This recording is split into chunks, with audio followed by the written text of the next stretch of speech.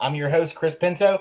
With me tonight, the Belly Up Fantasy crew. We got we got Houston, we got Billy, we got Nate, we got Tom, and myself, baby.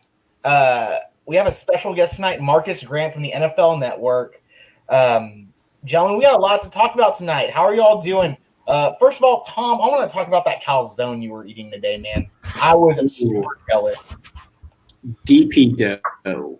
All right. If you live near a college town, mostly Northeast PA, New York, they got some scattered around the rest of the country. But if you know DP dough, you know that their calzones are the best in the world. Chris, I'm gonna have to send you one here. I'm gonna have to figure out how I can ship one down to Texas. We gotta airdrop one, man, or something like that. I know we can do it. It might cost a little bit, but that thing looked like it was worth it. Absolutely. Billy, man, this is your second time on Belly Up Fantasy Live. How you doing, man? Good. Thanks for having me again. Of course.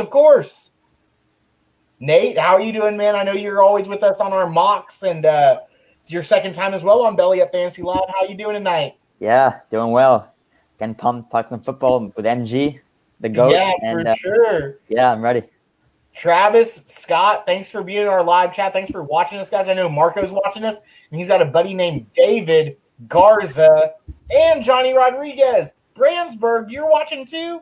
Johnny Rodriguez was our last year's champion in our Kappa Sig League, my fraternity league, who beat me with that Aaron Jones 60-yard touchdown.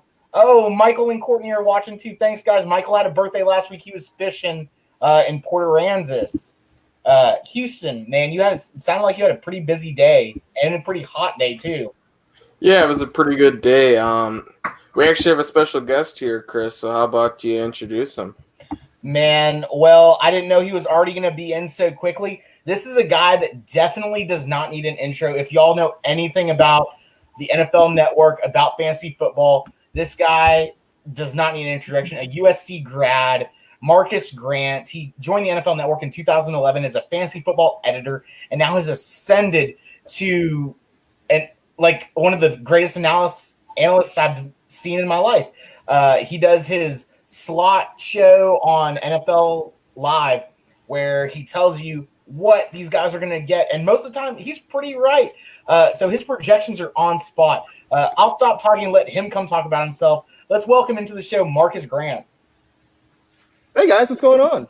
Hey, Marcus, man. We're doing great. How are you doing? Good. Just chilling here. We're all stuck inside, so it's all good. Every day is kind of every day, but we're doing good. Hey, thanks for coming on board with us. I really appreciate it. I know our guys do too. Marcus, let's talk a little bit about yourself. I know that all of us, at least, know a little bit about you, but let our listeners know something about yourself. Just talk about yourself for a little bit. Just kind of a quick overview of how I got here. I spent a lot of time working in radio in various forms, generally up and down the state of California, and then had a radio job, was fortunate enough to work for what was then Sporting News Radio.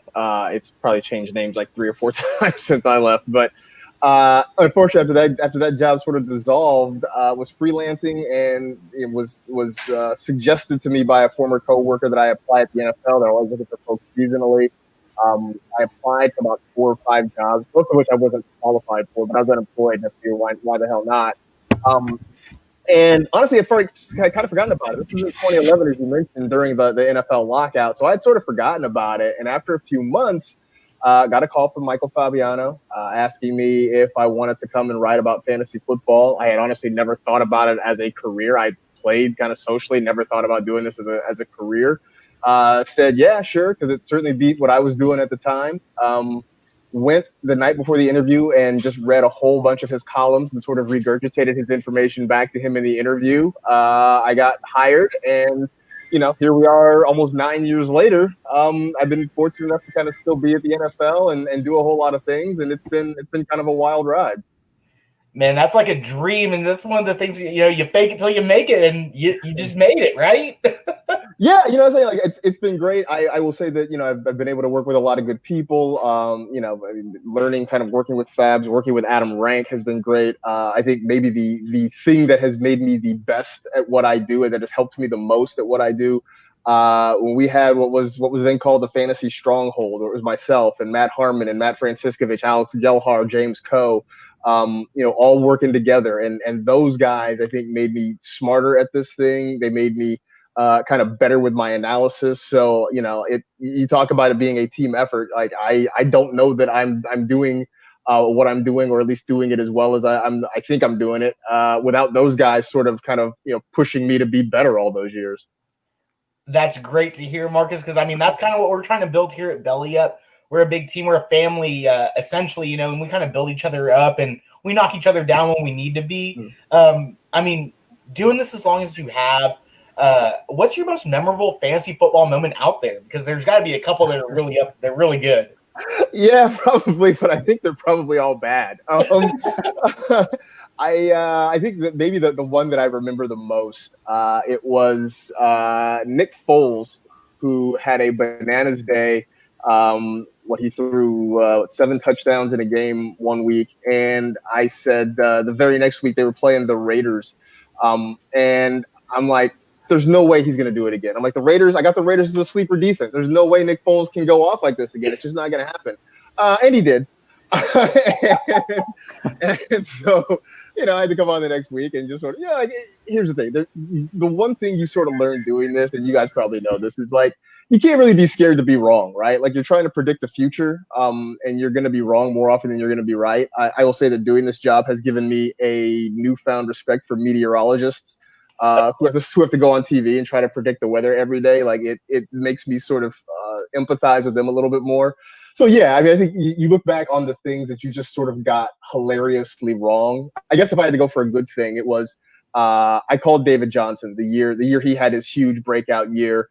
I went out and I planted the flag and I said, this guy probably should be the number 1 overall pick. It wasn't. I won't say it was like ridiculous, but it certainly wasn't the consensus pick at that time, and it sort of worked out. So that was one that, I spent a good year patting myself on the back for that. Hang your hat on that one for sure, right? That's awesome, Marcus. We don't want to keep you too long. I know, you're such a big profile, and we appreciate you for coming on our show. Tell our listeners and our followers where they can follow you at, see your upcoming works, things like that. Yeah, the best place to follow me is on Twitter at Marcus G, MarCasG is the way to find me there. And yeah, right now we're still doing our fantasy podcast, the NFL Fantasy Football Podcast, twice a week. Tuesdays and Thursdays generally is when we post our podcast. We're kind of doing what I'm calling the Fantasy Camp series, so we're going by division and sort of breaking things down. So that's kind of where you find me there. We show up on YouTube. We have a lot of our stuff on YouTube. Just look for NFL Fantasy on your YouTube channels. Myself, Adam Rank, doing a lot of stuff there.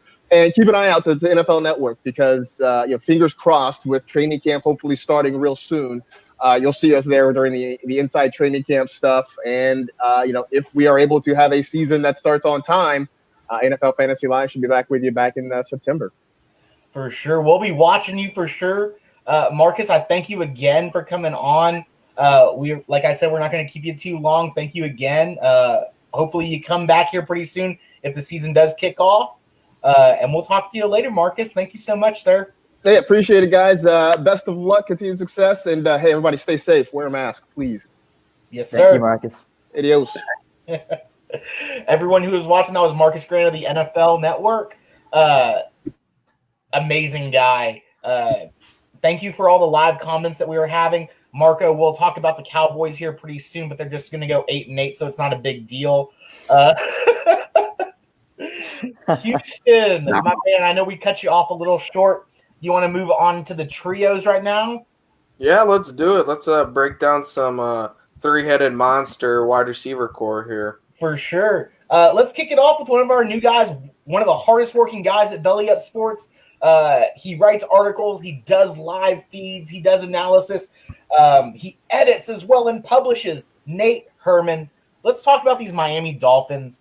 Their new head coach Brian Flores and their new OC Chan Gailey. They're going to come in with some new offense, I suppose. Chan Gailey loves to spread the field out. We've seen him in the NFL with Ryan Fitzpatrick as his quarterback. and they just throw the ball so much. We're talking close to 1,500 plays where there's 3 or more wide receivers on the field. The 3 wide receivers that we probably have for these guys are going to be Devontae Parker, Preston Williams. And then, like Houston was mentioning, we really don't know if it's going to be Albert Wilson or Allen Hurns. Both of these guys are, they're your borderline guys.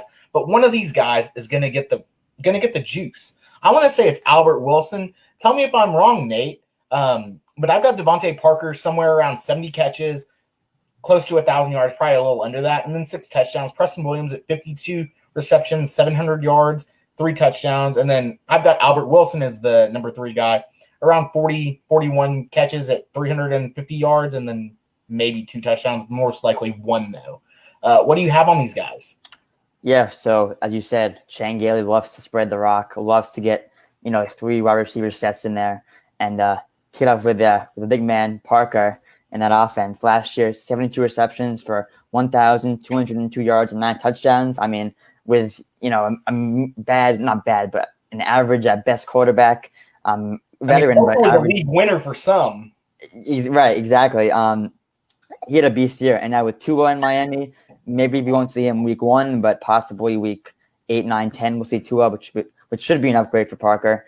And I'm a big fan. 6'3" receiver, big set, big red zone threat, can just a big guy who can find his openings in the zones, beat man coverage with his height and his physicality. So I'm high on Parker this year. I see him as a high wide receiver 2, could even be a wide receiver 1 and a league winner, as you said, Chris. I mean, he's a real deal. And then what do you have on Preston Williams? Because this dude is like, I would say if like DK Metcalf had a cousin, this would be his cousin. Exactly, just like a freak of nature, like right. Big body build. I mean, an absolute athlete. I mean, this guy can ball. Last year he suffered a knee injury, which kind of made him miss some games there. But he's a beast, 6'5", which is arm out can make him a big red zone threat like Mike Evans. Just a big guy who can beat the 5'10" cornerback. Just no match for them downfield. And as you said with Shane Gailey, he's going to see the field a lot and a lot of targets because Parker is good, but he isn't like a Michael Thomas good where he's going to just eat up all the targets basically. So Williams should definitely find his fair share of targets in that offense. And if he can stay healthy and on the field, and just kind of keep it together, I think he's in for a big sophomore season this year. I totally agree with you on that one. I mean, last year he caught more than 50% of his balls and put up close to 450 yards.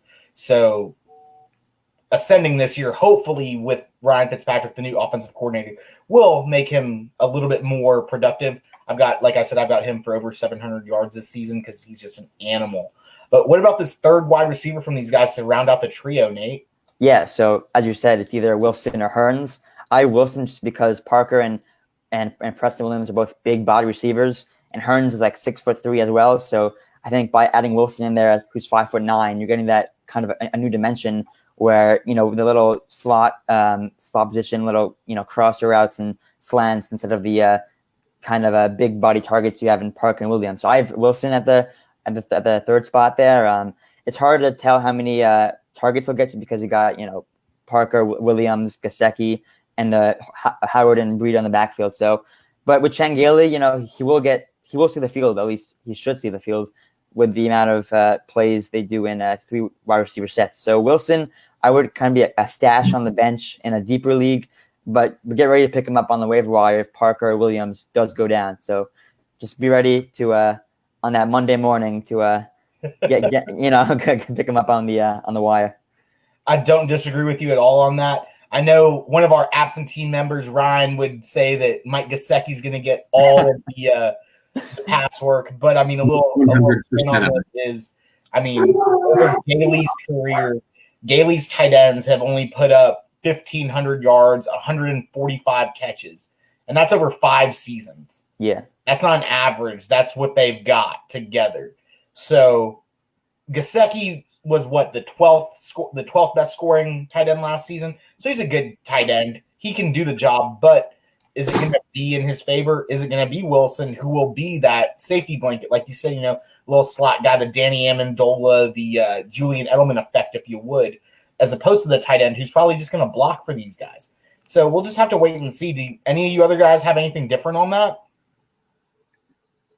I think you nailed it. I mean, if Ryan was here, like you said, he'd be saying that, Mike Gesicki's going to get 110% of the passing touches, like 70% of the running touches probably on this team.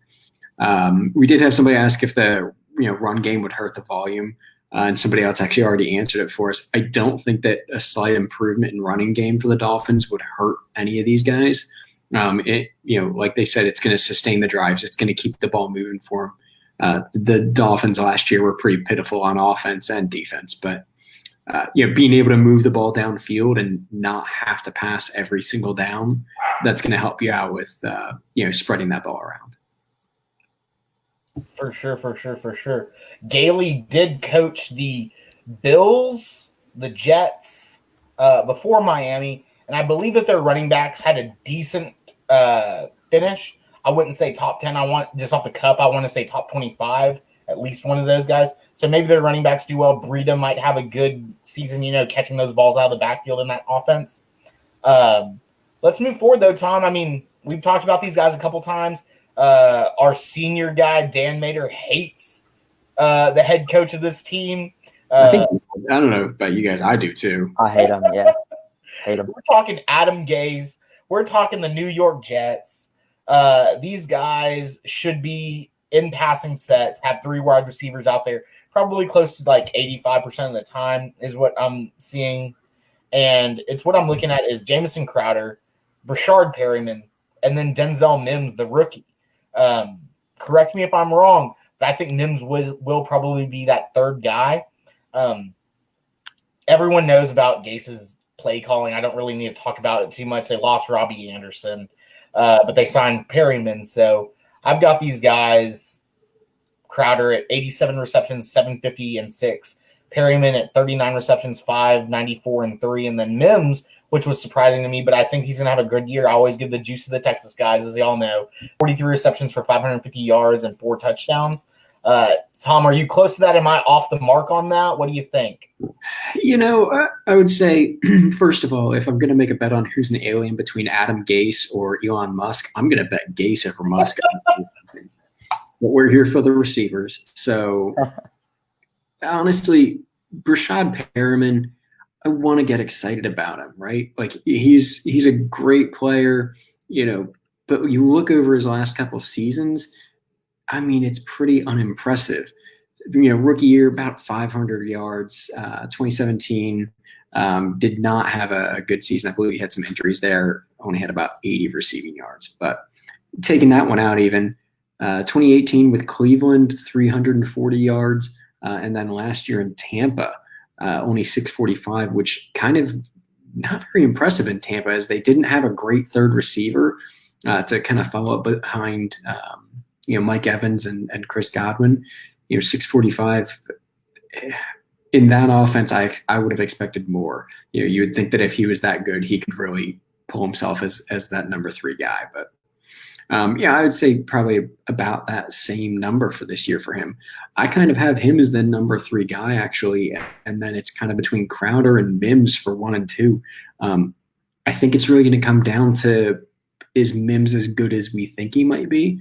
I mean, he's got big play potential. He's fast. He can get downfield. I believe in the combine he ran a 4.38, that's pretty quick. That's pretty quick. So I would say he takes over that Robbie Anderson role of being a deep threat. He can do that pretty easily. And then Jamison Crowder, like I said, it's going to be an experience thing. It's going to be kind of how quickly can Mr. I like to kiss everybody on the mouth and get diseases. How quickly can Sam Darnold? Yeah. How quickly can he kind of build a relationship with Denzel Mims and start giving him the ball? I will say one thing that really helps this whole squad is that they improved that offensive line a lot. You did bring in a new left tackle as well as right tackle. So you have Mekhi Becton, Chuma Edoga, and then center and Connor McGovern. So it's a much improved offensive line for Sam Darnold to maybe feel a little bit more comfortable in. And this is a team that ran, I believe it was 72% of their plays with at least 3 receivers. So it'll be a decent season for any of the three. Like I said, I think Rashad Perriman, I'm not sold. He's number 3 for me. And then the other two, it's a toss-up, probably close to 1,000 yards for each of them. And Tom, I don't know if you did this. I'm off the cuff. How many games did Sam Darnold play last year or not play last year? I guess would be the better question. Was it like 4 or 5?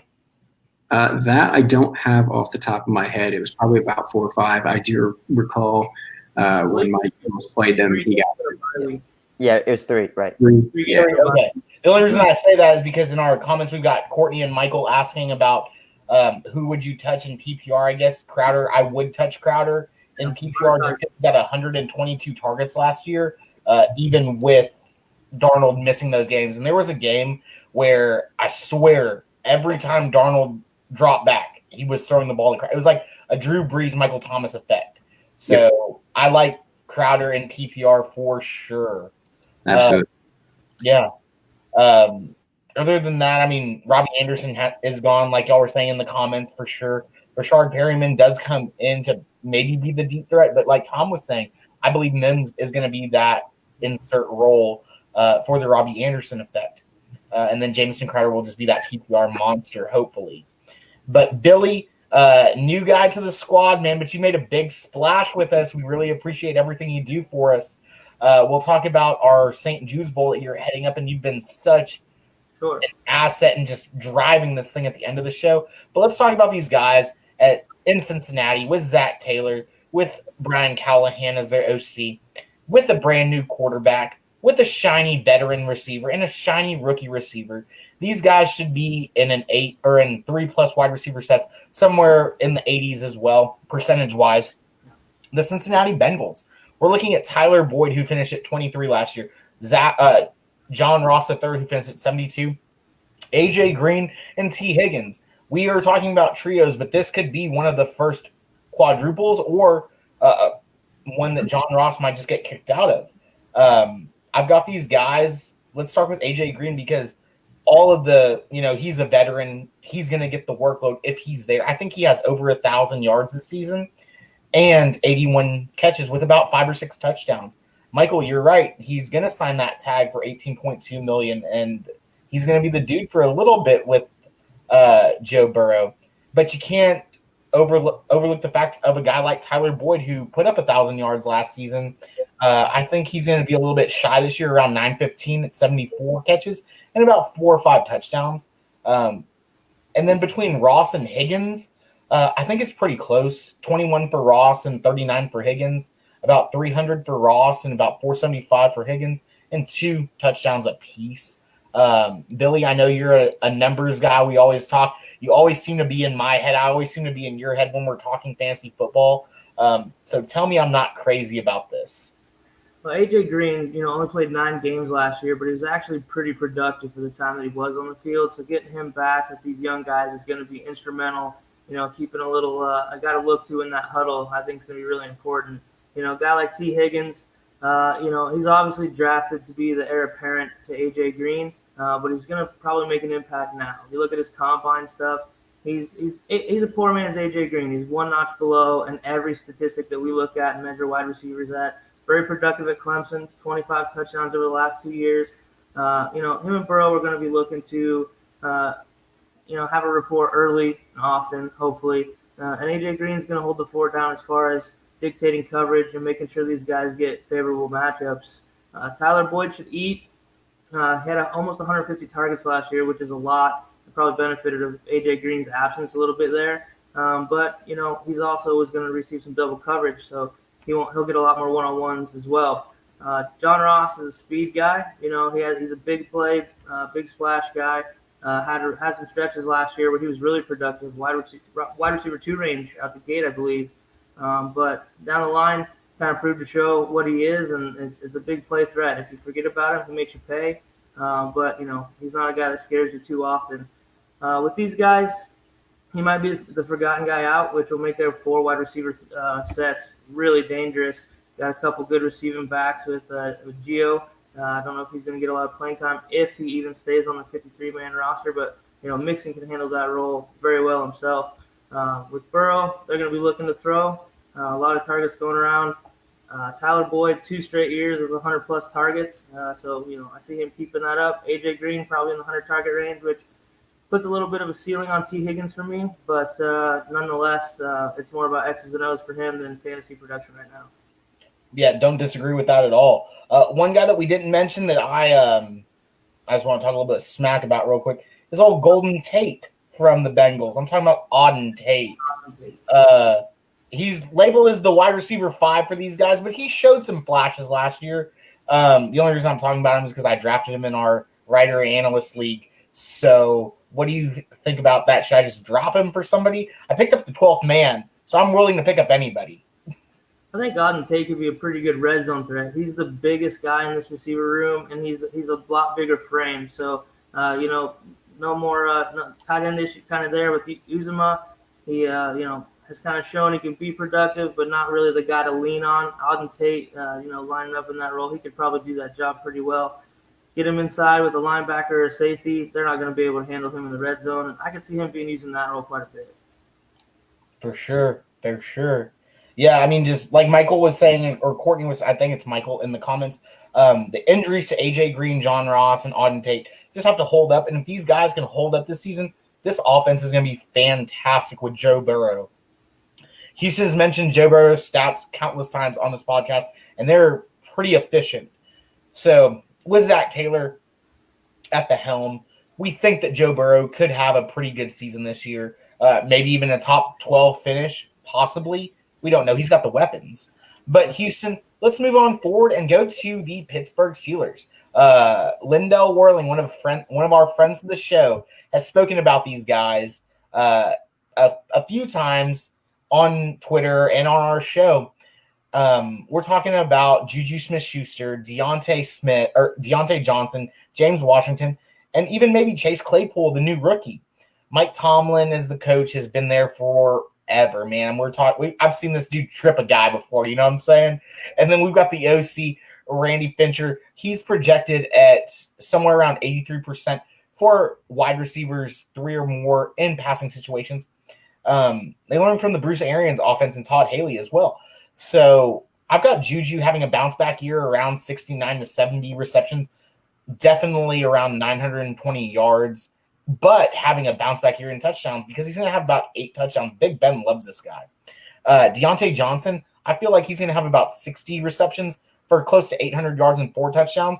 And then my dark horse of this team, man, James Washington, the deep threat, 45 receptions for about 625 yards and 3 touchdowns. Chase Claypool, I've got him around 1 touchdown and just kind of being mediocre. Probably not someone you want to get in a redraft. But Houston, I know you did a lot of analysis on this. I know you got the numbers.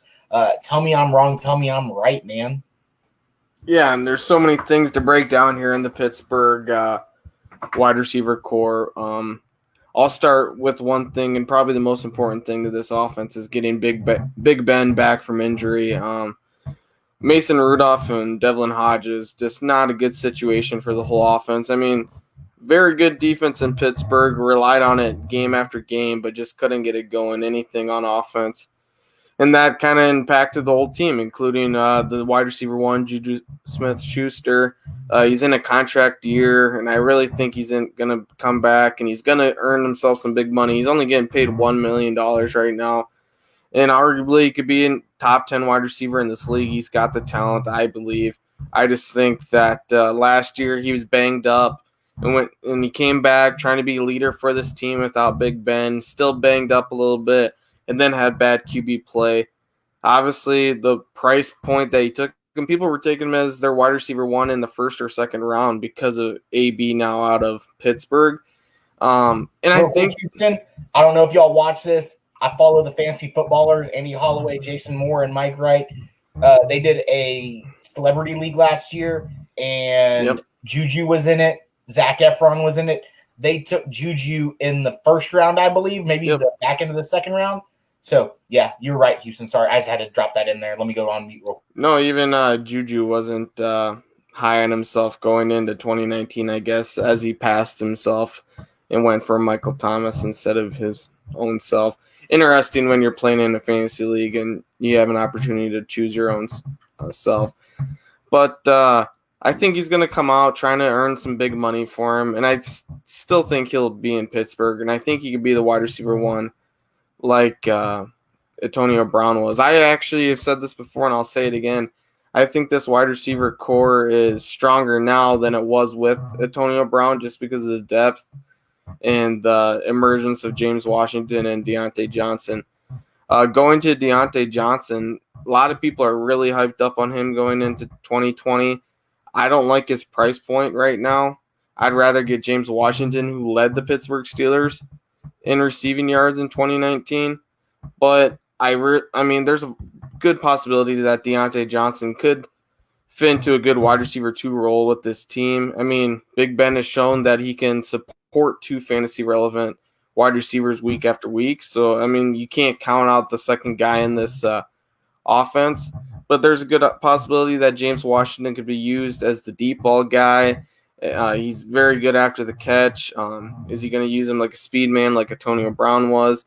It'll be interesting. I don't think Big Ben's arm now post-surgery that he'll be able to throw it 40 yards down the field. So they'll be creative in their offense and still play to Big Ben's strengths. And this offense is going to be much improved. Good bounce back player and Big Ben, you know. Touchdown wise, I really like Claypool. I don't know how much he'll get in the red zone, but if we're talking this talent alone, Claypool's ungodly talent. Watching his film, I think he looks like a Mike Evans. I even think he looks like a Calvin Johnson, but I don't know how much he's going to play in this offense. He should. He's a really good wide receiver. Can go up and get the ball. He's quick and he's big. They said a lot of teams asked him to try out at tight end. He said, no, I'm not a tight end. I'm a wide receiver. Went out there, showed it with his 40 time, showed it with his agility and his high jump and his broad jump. He's an athlete. And if the Pittsburgh Steelers are smart, they're going to use him.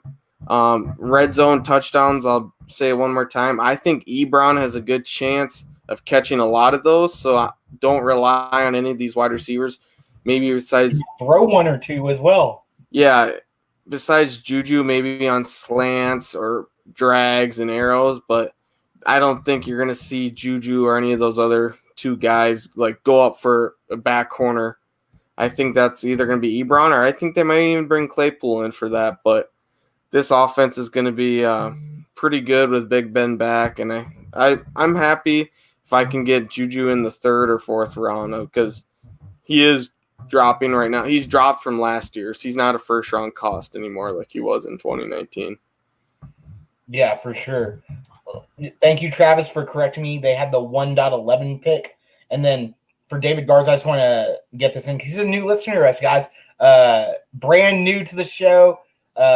Was recommended by one of our other listeners, and now he's chiming in. So, David, I want to get this answered for you. Obviously, you haven't listened to us in the past. I am a big, big supporter of the WWE 24/7 champion, Rob Gronkowski, baby. This dude has a 95 rating on Madden tight end, Tom. 95 rating. We're talking Kittle, Kelsey, Gronk, baby. Tom, take it away. Stop talking all day about Gronk. I love Gronk. Chris, I need to use one of your own euphemisms, if you will. I'm going to turn it a little bit. Madden, it means less. All right? Those Madden ratings are hot garbage. Almost as hot as the Redskins' hot garbage right now. But to stay on the tight end subject, Gronkowski, we've talked about it before. He's a red zone threat. That's it. He's not going to be a 20-20 guy this year. I'm telling you. He's all on the touchdowns, and that's going to be it. Fantasy-wise, he's not. He'll be okay. Houston, what was it? I think it was like week 2 or 3 when we were talking about Gronk. We had him like projected for 10. I had him projected for like 10 touchdowns.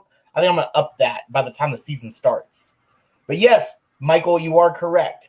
The WWE has labeled it where he could catch a pass from Tom Brady in the end zone before Gronk spikes it. Someone come out and try to put him through the table, and he'll have to defend his championship. That is true. And So that I'm ready to see Mike Evans, Chris Godwin, and Gronk take on somebody in the end zone, baby. All right. Well, let's keep this moving forward. We're making pretty good time. Marco Ayala, this is for you. Courtney, this is for you. I'm going to get one of our great analysts, Billy, to talk about y'all's Dallas Cowboys and their amazing trio. New head coach Mike McCarthy from Austin, Texas, baby. New, or not new, but pretty good OC in Kellen Moore, who's got some sort of Sean McVay aspect going on. They predict to be around the 80 percentile as well, 4-3 wide receiver sets in passing situations. They have the number 9 guy in Amari Cooper. They're the number 22 guy in Michael Gallup last year. They add in my number 1 wide receiver from college, CeeDee Lamb, this season to make the most dynamic trio in my mind. 4 wide receivers out there, and they have Zeke. They've got Jarwin, and they've got Dak as well, who an SEC guy as well, can throw the ball. We saw 79 catches last year from Cooper and 66 from Gallup. So there's, Dak can throw it. The offense can support it. Hopefully McCarthy has learned from his mistakes and can move forward and have a better type offense than he has, or a more high-powered offense, I guess, with Dallas. I've got Amari projected for 82 catches and over 1,200 yards and 9 touchdowns. So I know you guys out there listening love that. I've got Michael Gallup around 60 catches at 800 yards and 4 touchdowns. And then CeeDee Lamb, my boy, man, 51 to 52 receptions at about 775 yards and 4 or 5 touchdowns. Yeah, I know, right, Courtney or Michael? Thank you so much. But Billy, tell me I'm right. Tell me I'm wrong about these guys. I'm probably not too far off, but I think they have a pretty big year. Bringing Mike McCarthy in brings a lot of excitement to the team, especially in the passing game. Dak already had a 4,900-yard season last year, and they added CeeDee Lamb, which is a big upgrade to Randall Cobb at this point in Cobb's career. Cobb left 80-plus targets on the field, over 800 yards, a few touchdowns there. I think CeeDee Lamb does a little bit better. Mike McCarthy, I think Kellen Moore keeps a little continuity in that offense and keeps Mike McCarthy from getting that stagnant look that we saw so often with the Packers at times, where basically it was all Aaron Rodgers or bust. This team has too much talent, especially in the backfield. Mike McCarthy never had anything like Zeke. And Zeke catches the ball well. We've seen him have, over 70 catches when they rely on him to throw him the ball. But this receiver group with McCarthy, I noticed your projections, a little bit of regression at the wide receiver 2 and 3 spot in that offense, which I think it'll actually go the other way. I think there'll be a little more passing offense, maybe not for Dak, but in the receiver spot. Jarwin, I don't necessarily like. I just, no tight ends were very productive with McCarthy in Green Bay, regardless of who it was. Maybe a little bit of Jermichael Finley might have been the most sexy of all the ones we had go through Green Bay that we were all high on every year, year after year after year. So Jarwin kind of has the feel of another one of those guys. But, I expect him to be somewhat productive. But there's a lot of mouths to feed in Dallas. But I really like Michael Gallup. Just the value he had. His numbers are not far behind Amari Cooper last year. A really good player, Big 12 guy out of Oklahoma State, and really came on last year. He showed a lot of ability running the whole route tree, productive. And when Amari was banged up, he still produced as well. So I think he could have a really good year. CeeDee, I think, that wide receiver 3 spot with Mike McCarthy has always been kind of a fantasy golden nugget. And, I think he's primed to take that role well. That's fair. Yeah, Courtney, I did think that these guys were the best trio of wide receivers in the NFL. They're going to rival the guys that we talk about next with Nate. But, yes, they're my 1 and 2 trios for sure. I don't think Dax is going to win the MVP, Marco. Yeah, Houston, what's up, brother? Yeah, and I like this. I agree with everything that's Billy said besides one thing. I don't see McCarthy taking the reins of this offense. And if you were to put I still think it's Kellen Moore's play calling. And there is a lot of mouths to feed, and I could be totally wrong on this. But you were to take the usage of Jason Witten last season and Blake Jarwin, combine those, you get the fantasy tight end 3 on the year. So that's just a little. It doesn't mean that Jarwin's going to finish as a top 5 fantasy tight end. I'm not Ryan with Mike Gesicki, but I do like Jarwin maybe as a late round tight end. But I really love the CeeDee Lamb addition.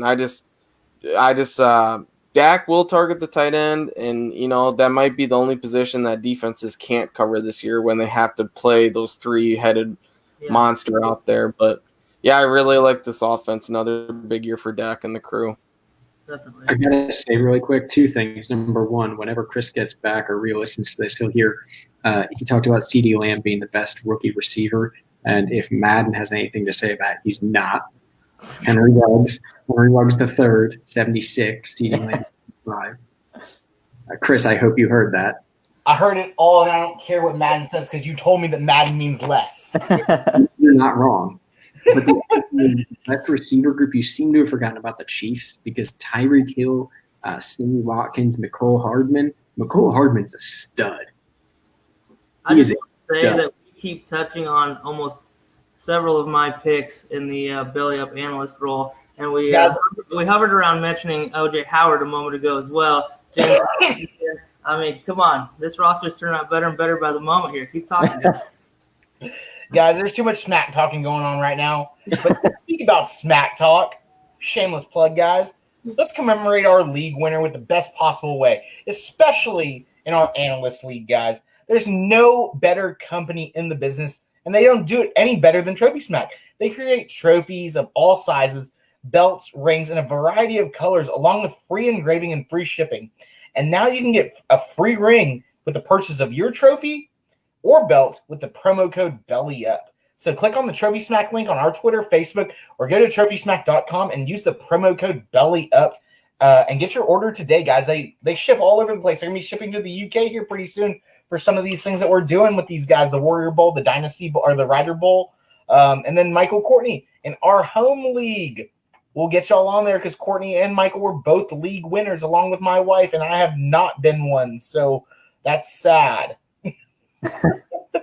This year, Chris. This year. Yeah, I mean it's pretty depressing when my wife has a championship over my head. So, what can you do about that? But let's move forward, guys. In the next trio that I want to talk about, Nate, these guys I can't believe you got Kyler in our draft. I was so upset about that. It made me switch gears so much because I wanted Kyler in the second round so bad, and you took him. Well, that's okay. We're not going to talk about that. We'll talk about the Arizona Cardinals with D-Hop. Michael, I know you're listening. It was a sad day when Bill O'Brien traded away D-Hop. And I know you were angry. I know you were so angry because you told me you were angry. So they got D-Hop, but they got my boy Christian Kirk out of Texas A&M. His old roommate, Kyler Murray's throwing him the ball. And then Larry Legend, man. All these guys are ranked in the top 30 from last year. 5, 40, and 37 and half point. I think they're all going to have a great year. I mean, y'all have all seen my rankings. I think that Kyler's going to ascend this year. And, yeah, I know, right? Don't even start. That's fair. I've got these guys projected at D-Hop 1,000 yards on a flat line, 1,000 yards with 7 touchdowns. Kirk, I've got him at 715. And then Fitz, I've got him at 615. All with around 4 or 5 touchdowns with Hop going around 7. The Kingsbury offense is super sick. As we know, Nate. The OC, Tom Clement, is a savant as well. And they work really well together in Arizona as we've seen this high-powered offense. With the new year coming in, with Kyler having some more plays under his belt and a new weapon in D-Hop where he can literally throw this ball in this guy's vicinity and he's going to catch it. What do you have on these guys, and where do you have them kind of projected at? Yeah, so as you said, Hopkins leaving Houston. I'm sure he's probably me or someone, but in Arizona with much better coaching staff, Bill O'Brien, train wreck to say the least, as GM and coach, not much better. But Hopkins with Kyler throwing him the ball, Kingsbury as head coach. I mean, it's just all trending up for him right now. Hopkins has missed only 2 games in a 7-year career. So in terms of injury, he's not a guy who's going to miss 8 games, 5-6 games a year. So, I mean, so far he's been a consistent, reliable fantasy wide receiver. And I see him having another top 5 fantasy year when it comes to wide receivers. He's too big, too talented to kind of just fade away. He's still young enough in his prime. So I'm a big fan of Hopkins this year. I think all the factors are kind of for him. And I think a new change in scenery can really go a long way sometimes. And I think for Hopkins, that's the case with him this season. So Hopkins, I would go out and draft him top. I mean, obviously you got Julio, Thomas, and Adams, kind of, and Tyreek, the 4, but Hopkins is not far behind as the 5th guy in my opinion. So he's a beast. I think another great year. Just chuck him the ball up and he'll somehow make a one-handed catch. No problem. So Hopkins, once again, I think another great fantasy year. At the wide receiver 2 got Kirk, who had a very nice sophomore season last year, getting targeted 108 times in just 13 games. Like Billy said with the Bengals before, with Green and Boyd, I think it's the same situation where Green may kind of take away some targets, but Kirk should get more good one-on-one chances downfield or just one-on-one routes to run, which the PPR league may not benefit him as much, but in half-point or standard, Kirk can definitely rack up some more yards this season. So I have Kirk, maybe not the same amount of targets, maybe 70, 80 range, but the yards I think takes a nice boost from the coverage he'll be seeing. And then, of course, at the 3rd wide receiver spot, Larry Fitz, the legend, one of the greatest receivers to ever play the game. This guy just keeps on pumping out solid seasons. 36 now. It's unbelievable. Last year he had 804 yards. 109 targets. He's 36, but he may be the best 36-year-old, I guess, aside from Brady, back in the day. We'll see in a while. So in a standard league, not in redraft league, I like Fitz. I know he's older, but he can still ball. He's just that good. He seems not to fade and decline. So Fitz as a guy in the later rounds, experienced as they come. So I love it. And a quick note, Andy Isabella in dynasty leagues, I'm very high on him. I see you, Chris. Fitz is going to retire in the next year or two, so he should be slotting up as in that starting rotation. And then if Kirk or Hopkins goes down, he's also going to slide up. So I love Isabella's talent, and his path to playing time seems very evident and very clear. So Isabella, a nice dynasty stash in my opinion. Yeah, I don't doubt that at all. I'm pretty sure you snagged him in front of me. I did, in our yes. league. Yeah. Okay. It's like you're in my head. That's okay. We're not going to talk about that.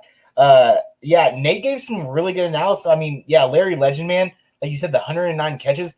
Old boy caught 75 passes last year out of those 109 catches from Kyler Murray in that high-powered offense. So I think Kirk, like you said, is going to be the number 2 guy, but Larry Legend's going to be a good wide receiver 3. Houston, let's talk about these guys down in Carolina. They got the number 1 running back in the league in CMC. They had a brand new head coach in Matt Rule, a new OC in Joe Brady they got the OC in Joe Brady that will projected have about 80% of wide receiver or three wide receivers during passing downs. Sorry, tongue-tied. And, Matt Rule has that Temple connection with Robbie Anderson that they brought down. They got your guy, DJ Moore, who had almost a 1,200-yard season last year. Robbie Anderson was close to 800, and they bring him in. And they had Curtis Samuel, who had about 627 yards last season. All three of these guys, Robbie Anderson and Curtis Samuel are in the top 40, and then DJ Moore in the top 20. They've got to explode this year, right? In that new Rule offense. What do you think, Houston? Yeah, I wouldn't call it a Rule offense. I'd call it a Joe Brady offense, which I really like. Brought in Teddy Bridgewater, and I think this is a good shot. This is where I'd put my money on if there was any money to be put on for the Carolina Panthers to hold the number 1 overall pick next draft. Their defense is very atrocious. They play in the NFC South. I've talked about this time and time again. They're going to have to pass the ball a lot. People don't like Teddy, and I don't understand why. They have different narratives. He's a dump and dive kind of guy. I just want to say something because you mentioned people not liking Teddy. I want Billy to be on mute this entire time because PJ Walker is the guy. And I'm just gonna move. I'm gonna be on mute now, Houston. You got the. Yeah, and I've had this discussion with one of our own, Ryan Hicks, many times again, because it doesn't seem like a couple weeks goes by that we don't argue between the Carolina Panthers and the New York Giants offenses. That's a pretty big staple in our relationship between Ryan and I. But I like the addition of Teddy Bridgewater in 2019, 101.8 true passer rating, 76.4% touchdown completion rate, 75% play action completion rate. And this is the narrative that I don't like that people put on Teddy, is that he's not a deep ball wide receiver, deep ball quarterback. But he had a 46.7% deep ball completion rate, which ranked fourth best in the league. They went on and got great offensive mind, offensive coordinator Joe Brady. And I really like DJ Moore going into 2020. If his ADP currently stands where it is, if it's going to continue to rise, if it's going to be in the second round or even first round, I don't want that. However, it's about the third or fourth round. DJ Moore might be one of my most owned wide receivers going into into this season. You know, Joe Brady's going to be able to spread the ball.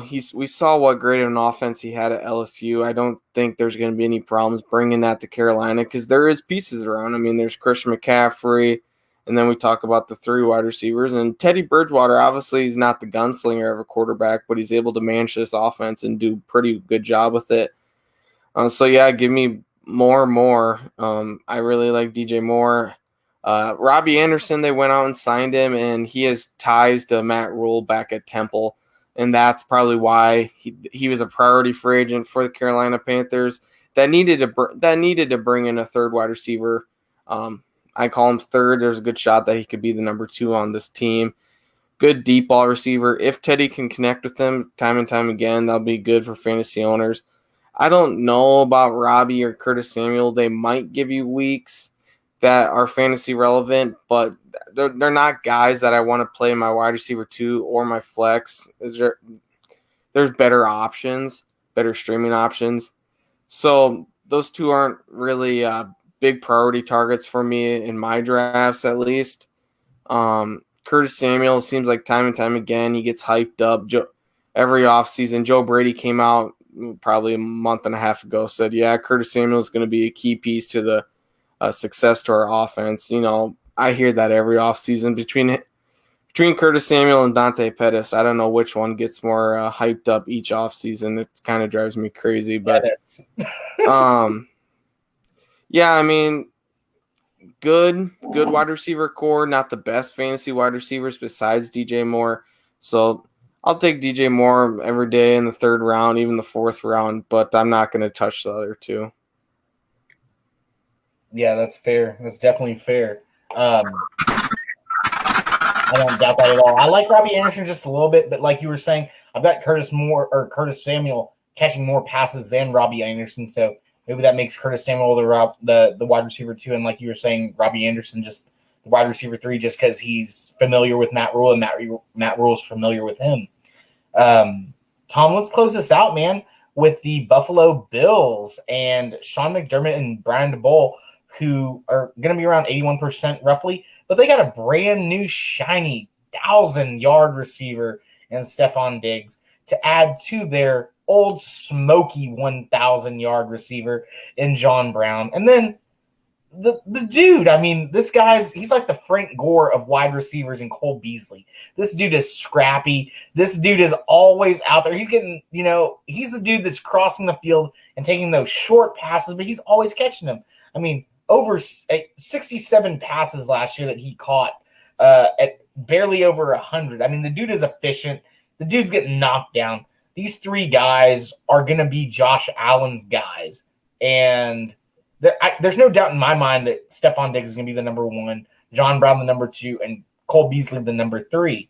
And I have them projected out as such at Diggs at over 1,000 yards, John Brown at 785, and Cole Beasley at 695 at 5, 4, and 4 touchdowns. I know you've done a little bit more research on these guys than I have. What are your thoughts on these guys? I'll tell you what, I'm not far off. Stephon Tate, I don't think there's any question. He's an outside guy. That's what he does. He's spent some time in the spot, but I don't think necessarily taking over that position from Cole Beasley. He just sticks outside. Good news for him. Josh Allen probably arguably the strongest arm in the NFL right now, so he can throw the deep ball well, and that's what he does best. He's not the most accurate guy on the short pass. So, I think Stephon Diggs on you probably 1,000, 1,100 yards easily. John Brown and Cole Beasley, I think. I'll tell you what. I almost think I've been going back and forth. I almost think Cole Beasley is going to have a little bit better year than John Brown, only because I think John Brown might lose out on some of that deep target share by bringing in Stephon Diggs. Not that Brown can't go across the middle, he can't run out of the spot. But that's Cole Beasley's bread and butter. Between running and running slant routes across the middle, that's what Cole Beasley does well. So again, I don't think you're far off. You had 745 and 645, right? Or 750 and 645. So I think that you could pretty much flip-flop those numbers, and it's going to be a flip of a coin who's going to be who. But it's, like I said, I think Brown's going to lose out on those deep targets from Brandon Diggs. So I will say I don't see any of these guys really being big-time red zone threats. I think they're going to stick to their running backs, and then tight ends. They do have some decent tight ends there with Dawson Knox, and they have Tyler Kroft too. So these are going to be guys that you're going to have longer touchdowns, and I think PPR I'd take Beasley over Brown as the 2 guy. I mean, I heard a lot what you were saying. I didn't hear a lot what you were saying, and kind of being Mr. Roboto Iron Man type thing, but that's fine. But what I did hear was, yes, in PPR, I've got Cole Beasley projected at 68 receptions and John Brown at 55. With Stephon Diggs at 67. So Cole Beasley is the dude to get these passes from Josh Allen. Maybe the yards aren't there like you were saying. You could probably flip-flop them. But I don't disagree with you at all, Tom. I mean, great analysis, man, from what I heard. Tony Stark over there is that calzone that got you, man. But Houston, man, we're making great time. Let's do it. We missed it last week. Let's do it this week. I want to hear a little bit of this or that. I want you to give me some guys. I want to think about it. I'm going to close out everything I got, and I'm just going to have this Bud Light right here. I'm just going to go with my head and my heart. So that means if you say an SEC guy, obviously I'm going over him. So let's go away from those guys. Yeah, so a little bit of this or that action. We'll do a couple of rounds of this. And Nate and Billy, if you haven't watched, this is always a little bit off the script here, and it's really off the script today. I haven't even brought any players forward here. I haven't even thought of them myself. I have a couple good ones that I'm willing to debate here. Let's start off with a little bit of quarterback. The way I approach quarterback is I never want to reach too high for a guy. That's how I feel. A couple of the guys here, though, willing to pay their price because I think they'll outperform their ADP. The first one would be Matt Ryan, and the second one would actually be Deshaun Watson. Matt Ryan, he's probably going behind Deshaun Watson, but, Deshaun Watson is dropping. People are scared. I actually just picked him in the 9th round of a redraft league and very good value. As my good chance he's going to be a top 5 fantasy quarterback. But if you looked at my rankings I have Matt Ryan actually ahead of Deshaun Watson. But I'll let you guys do the talking. I'll be quiet and let you guys debate. We're not going to start with Chris because I already know his answer. So we'll start with the best Nate in belly up, Nate Herman. This is tough. It is 2020 even year, so Ryan could just absolutely go off. But I'm gonna go. I mean, this is tough. Houston. God. See, without Hopkins, I'm not like Watson's very talented. I'm sure he'll have another big year, but without Hopkins, I'm not sure how like the level he can perform this year. I'm going Ryan this year. You know, he got Julio, he got Ridley, he got Gurley. I love Watson still.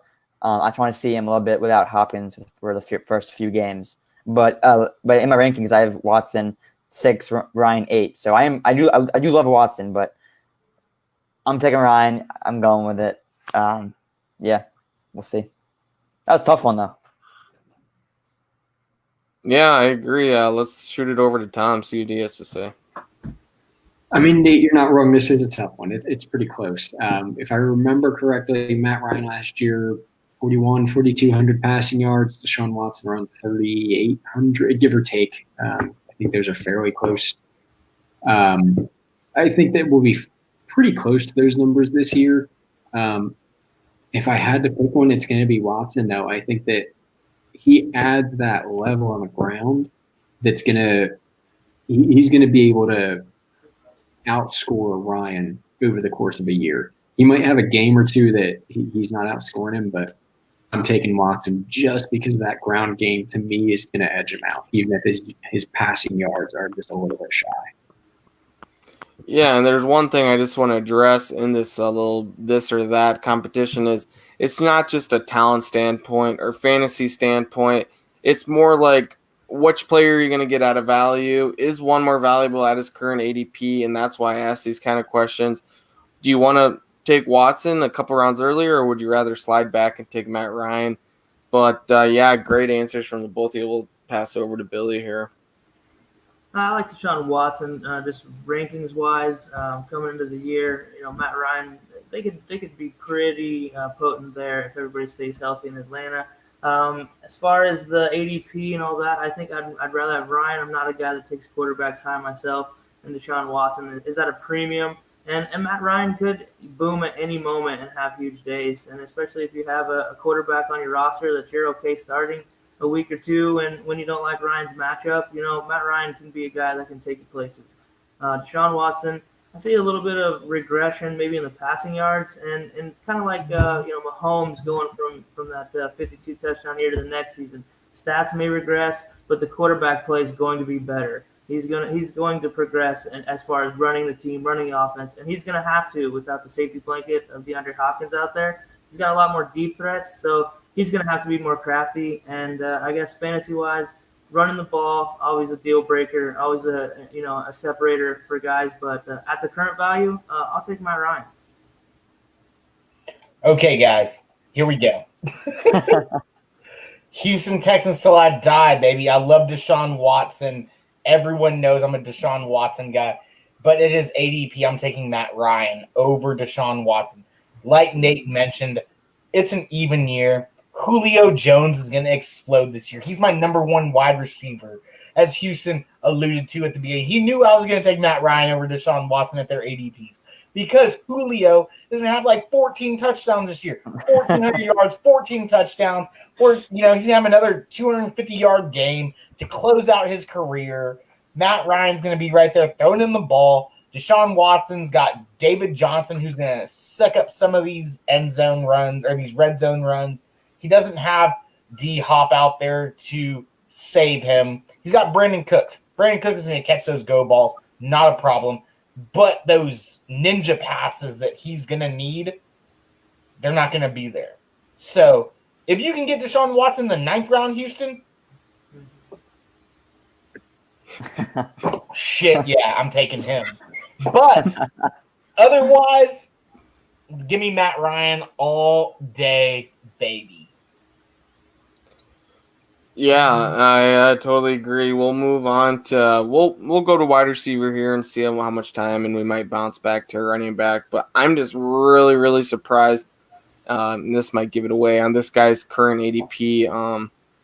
And I'll let you guys take a couple guesses here. But Adam Thielen, what wide receiver do you think he's going off the board right now? According to 4x4 ADP, which takes ADP from ESPN, Yahoo, all major sites.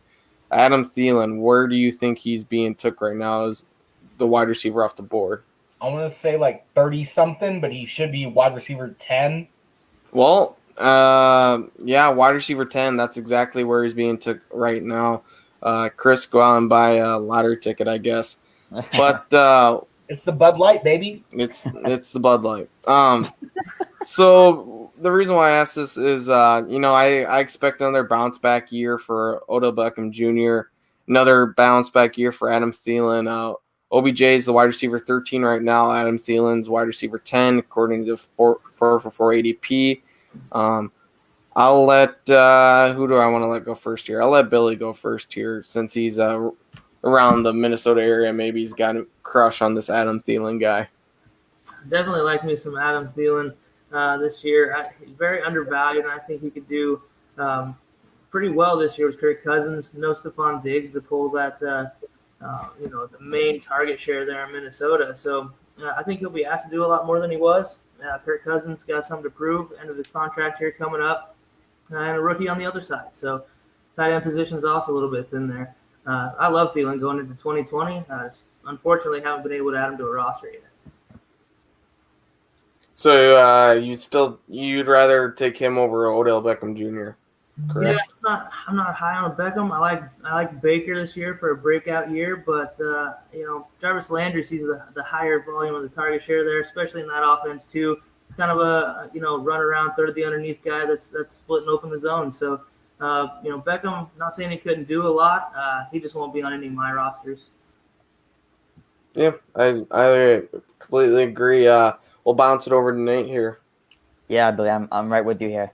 With Thielen and Jefferson's a rookie, unproven in the NFL, so some guys just don't pan out. I think he'll be a great receiver in the NFL, but some guys just don't do it. So Thielen is right now the primary guy, and Cousins, wants to kind of, like you said, be that next level quarterback, which he hasn't really proven yet. So I think Thielen gets a lot of targets, a lot of receptions for PPR.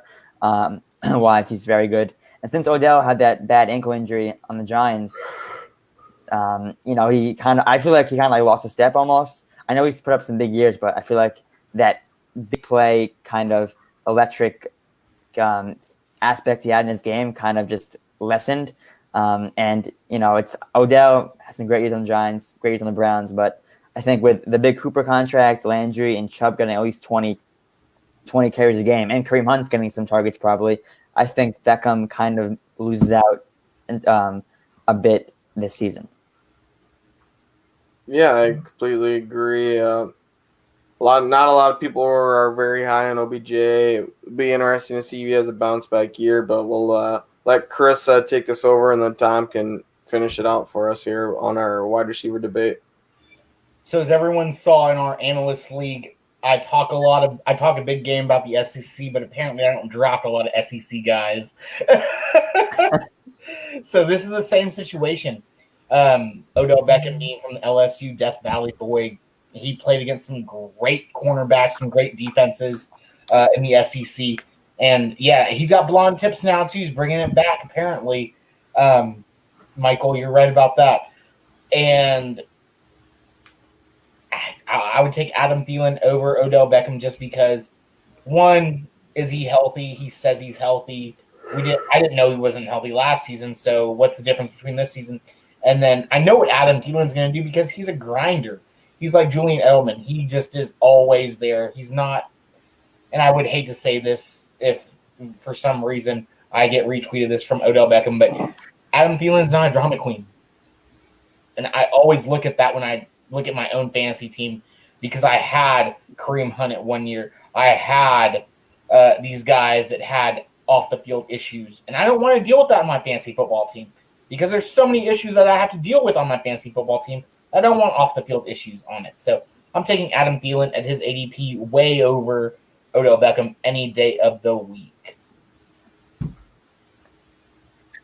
Yeah, I mean, you guys nailed it. It's Adam Thielen here. OBJ is a pain in the ass. Tell me about it. Right? Like you talked about that foot injury. He really has not been the same since then. He hasn't been that electric player. Not that I ever liked him. He was a Giants guy.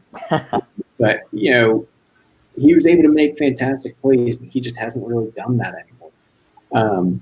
Somebody in our comments here mentioned if you can get him as a wide receiver 2, take him. Absolutely. If he's my wide receiver 2, sure, got it.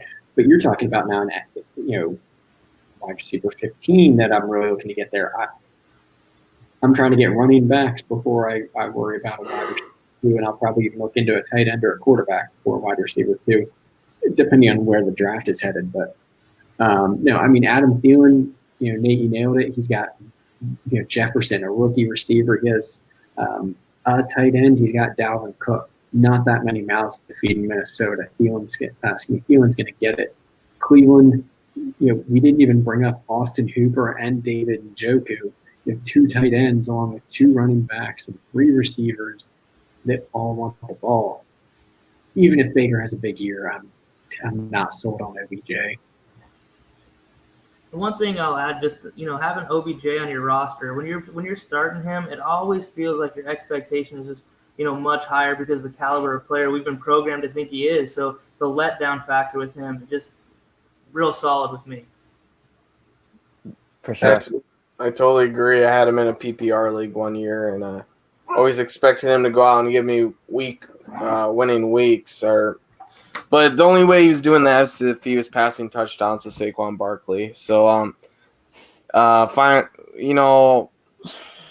We'll wrap it up there. I don't want to do too much. I want a running back one, Houston. What's that? I want a running back one. One more. Okay, short one. I don't want to keep our viewers too long. We appreciate them coming in. Always want them to come back. Let's think of one off the top of my head here. We'll go with my running back favorite, Nick Chubb, and we will bounce that back with maybe a guy that Tom likes in Miles Sanders. We'll let Nate open up this one. I'm taking Chubb. The kid's he's a rushing god. Without Henry, he would have been the rushing champ last year. Without Henry's crazy performance. PPR wise, Chubb does lose some value because Hunt's going to be eating those RB targets. I think maybe Sanders picks up some of those targets, but I like Chubb more. I think he's just a more talented running back, and I like Chubb as my RB1 in my team. I'll agree with you on this one, Nate. Very rarely do I take an SEC guy over somebody else. Rarely. I mean, very rarely. with the coaching change that they got going on with Stefanski in Cleveland, Chubb is going to have a huge year on the ground. You're right. In PPR, he probably loses a little bit of value. But I'm sorry, Travis. I'm not taking Miles Sanders in the first round, sir, at all. Or in the second round. Someone else can do it. I'm going to take Michael Pittman as an undrafted guy in like the 25th round, and 2 years later I'm going to win. Oh, I'm sorry, in the 10th spot. I'm sorry, Travis. You're right. I will regress. Yeah, we'll let Billy hop on with this one next. I think Nate hit it on the head. Chubb is just the better football player, in my opinion. Nothing against Miles Sanders, but I've seen it from Chubb. I do kind of temper some expectations with Kareem Hunt in the backfield, and push him to shove. Kareem Hunt wasn't in Cleveland. He may be the better running back to me as well, but sounds like Stefanski's got something in the works to keep them both on the field, have a little bit different role for both of them. So, I like it more of a different role, not a time split thing there going on. It kind of makes me a little more optimistic about Chubb.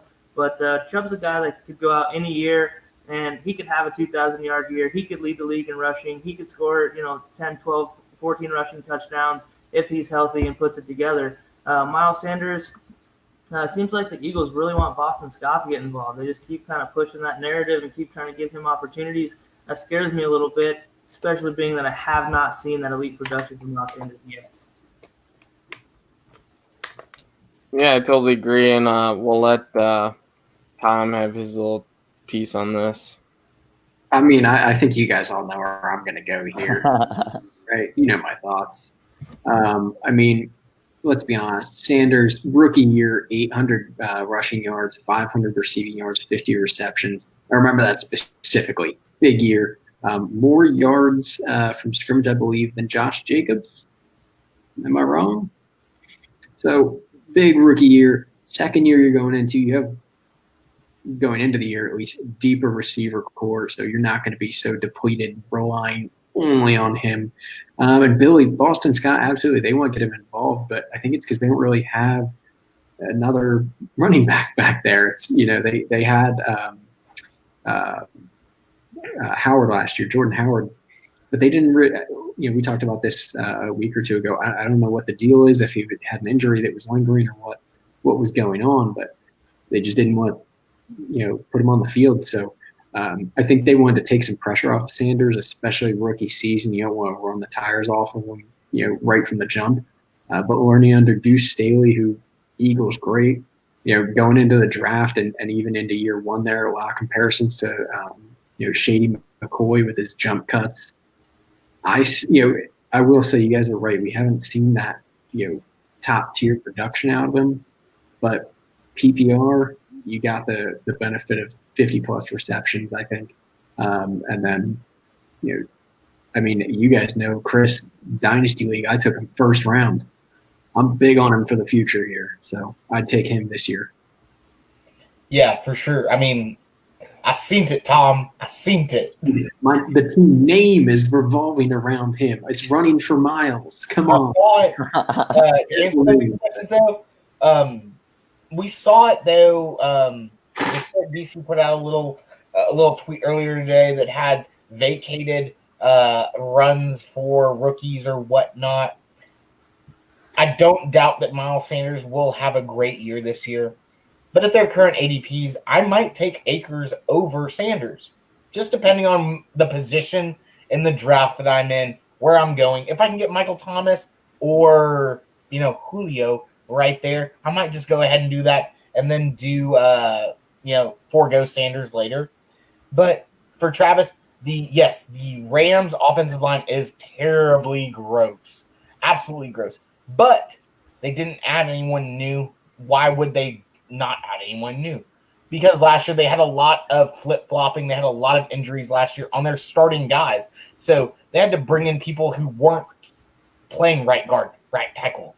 And now they do this year. There's a big push for these offensive guys, or for the offensive line for the Rams, where they will have a decent offensive line this year for Cam Akers. So if I can get Cam Akers way later than Sanders, I'm going to do that for sure. But, guys, I really appreciate y'all being here with me on Friday. Always love it doing with you guys. Houston, thanks for the this or that. I know you had to be muted for a little bit because of your dogs, but that's okay. Problem. Billy, the biggest thing that we're working on here at Belly Up is not what we're doing as individuals. It's what we're, as how Marcus was talking about as a family, is just kind of going off of each other and just building up.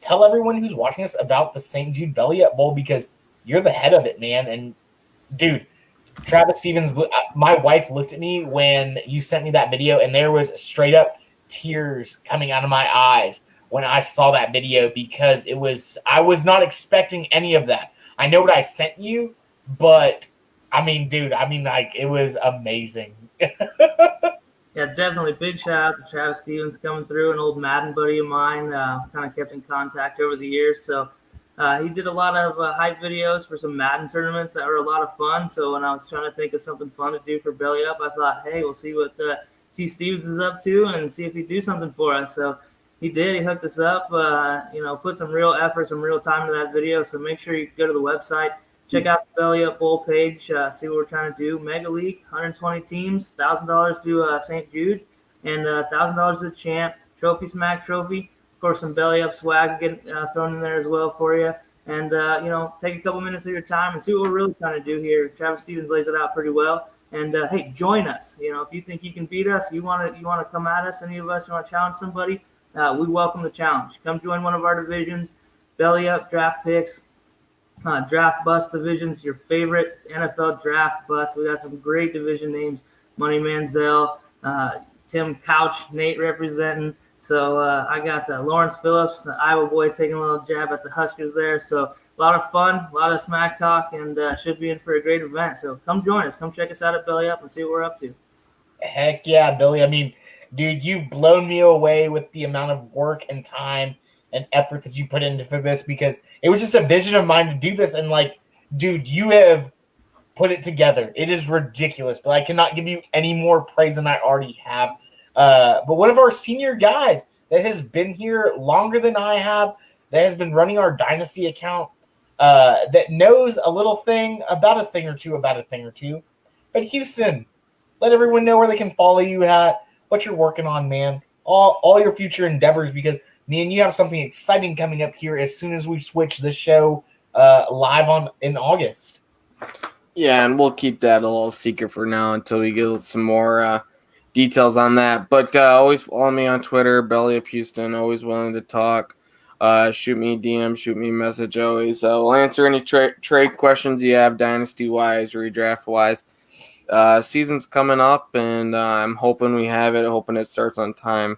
I'm really excited, and it's going to be a big letdown. I'll be pretty sad if things don't go the way they usually do. So just keep praying, like Marcus said earlier, wear a mask so we can have some NFL football this year. Yeah. For sure. Tom, definitely our senior to Houston and I. You were here when I first got here. You've showed me the ropes here at Belly Up. I definitely appreciate it. You're the man that I need to get calzones from, apparently, and also my whiskey, which I didn't know. That's all I drink, man. But you're the hot take guy whose hot takes normally come to fruition. So let everyone know where they can follow you at, everything you're working on, and at least about this Madden tournament that you're thinking about doing. Yeah, Madden tournament's coming. I promise. I know we talked about it a little while ago, and it kind of got delayed. We had some issues getting the last one closed out. Somebody didn't really respond. So hey, it happens. But Growing make sure pains, man. Growing pains, that's all it is. It happens. So second one will be bigger, better, and we'll get it going. But you can always follow me at Belly Up Tom on Twitter. Like Chris said, I like to get some of the hot takes going. You get the whiskey flowing, the hot takes are going. So, feel free to challenge them. We'll see what goes on. Chris, I know we're going to get some bets going on Prop Me about them this year, so I can't wait. Nate, before we talk to you, Tom just set me up with another layup. He's so good at these. Tom, did you play basketball back in the day? I didn't. Okay, well, you're so good at these layups, man. Talking about Prop Me. Prop Me is a new innovative gaming platform and really first of its kind. Prop Me makes betting from person to person easier than ever. Designed for new and experienced gamblers alike, using a straightforward prop bet that can literally be created on anything. I'm talking about how many beers I can drink, how many times I say SEC, how many times I say Gig 'em, how many times I say Kappa Sig or Aggie. You can put a bet on this during our live feeds, guys. Go there and then create the prop. And it takes hanging out with your friends to a whole new level. It really does. So go to Prop Me or PropMeLLC.com and download the app. It's super fun. I've done it a couple times. We're going to get it going here pretty soon once the season starts. Houston and I have been talking about some props going back and forth. It should be pretty fun. Guys, thank y'all for watching. But this is one of our hardest working guys. Oh, yeah. I'm going to talk about him. Just wait. One of our hardest working guys. I mentioned it earlier. He edits our writer's stuff. He does live feeds with us when we don't need him to, but I ask him to, and he's right there. He has the analysis. He does mock drafts. He joins regular drafts. He talks to you on Twitter.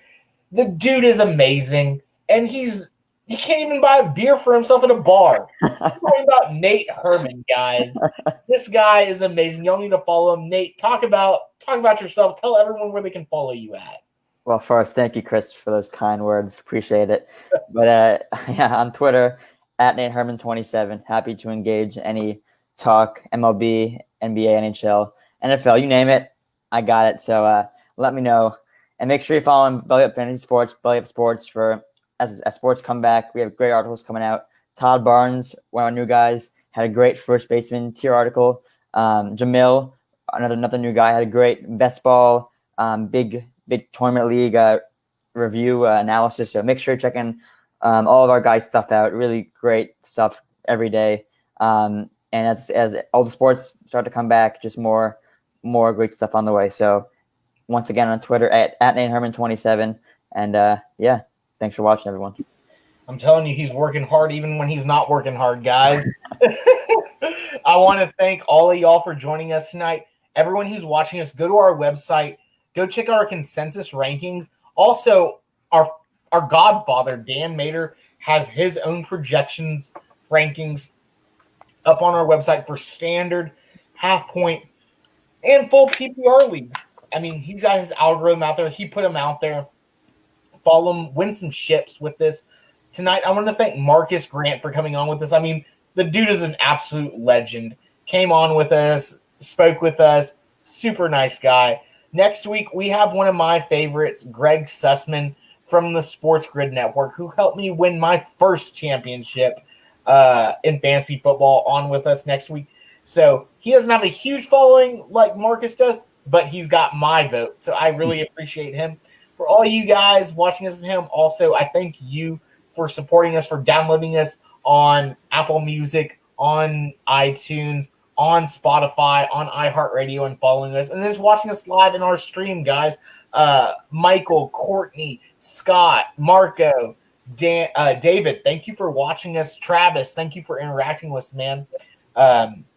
We'll be here next week, obviously. And this was Belly Up Fantasy Live. So I really appreciate it, guys. I'm Chris Pinto. Y'all have a great weekend. And thank y'all so much.